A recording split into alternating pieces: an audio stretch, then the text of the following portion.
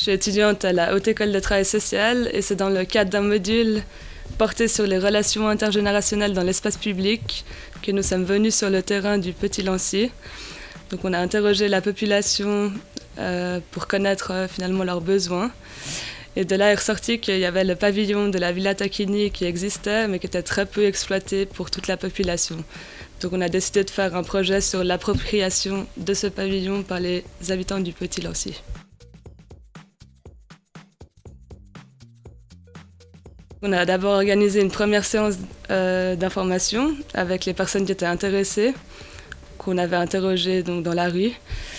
Et là est venu 3 habitants ainsi que 2 conteuses de l'association Mille et une voix.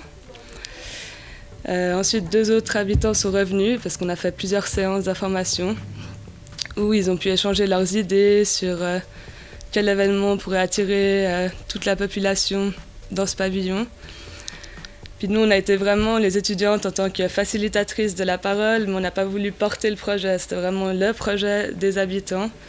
Et donc, ensemble, ils ont décidé de faire un thé dansant.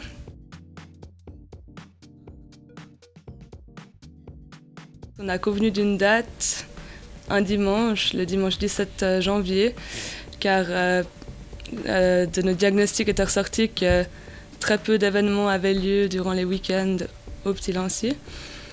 Ensuite, on a parlé de la programmation. Et puis, comme on avait, entre autres, un habitant qui jouait de l'orgue de barbarie, on a dédié un moment pour lui.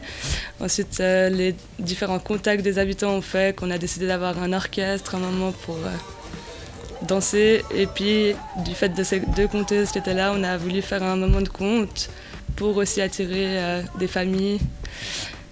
Et on avait aussi voulu faire un stand de maquillage pour les enfants, pour essayer d'attirer le maximum finalement de personnes à cet événement.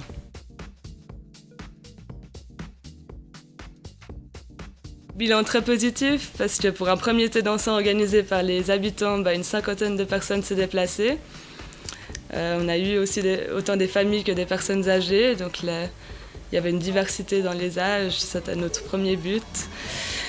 C'était un moment vraiment festif, les gens ont pu échanger, ont pu s'amuser, ont pu discuter. Et puis, effectivement, le groupe organisateur a essayé de recruter des habitants pour pouvoir continuer finalement ce projet. Parce que dès le début, leur idée c'était que ce soit le premier thé dansant, mais qu'il y aurait une suite. Donc nous, on va continuer à les superviser, mais on a besoin de gens. Donc si vous êtes intéressés, n'hésitez pas à appeler la Villa Tacchini pour se joindre au groupe.